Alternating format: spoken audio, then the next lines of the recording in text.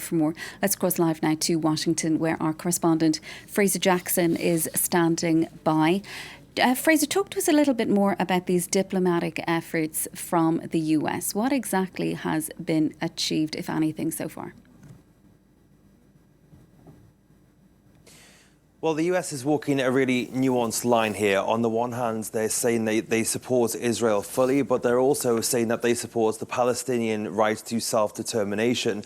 Now, Joe Biden had that conversation with Netanyahu and also with Mahmoud Abbas. And in that conversation, he said that the United States supported the Palestinian Authority in their efforts to get humanitarian support into the Gaza Strip.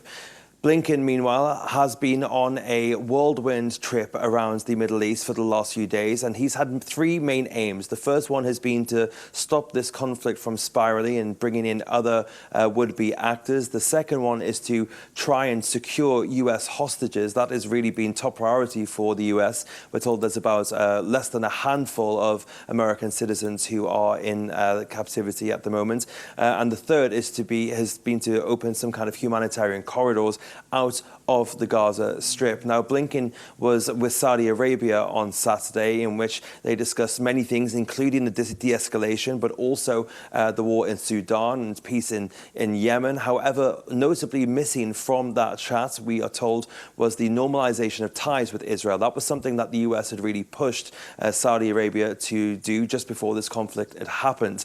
As well as that, Blinken has also been speaking with his Chinese counterpart. He's hoping that Beijing can use its influence with Tehran to try and stop other actors such as Hezbollah from getting involved in this conflict and stopping the conflict opening on two fronts.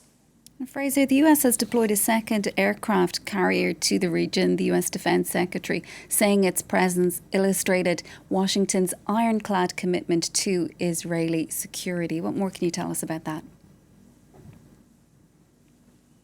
Well, this is something that we heard a few days ago when the US sent the USS Gerald Ford. This new aircraft carrier that's been sent is the USS Eisenhower. It's a slightly smaller aircraft carrier. However, it is also being sent with its strike group, which includes a fleet of guided missile vessels and destroyers. Around 9 aircraft squadrons are also included on board this aircraft carrier, and around 7,500 sailors are on board the vessels that are heading over there.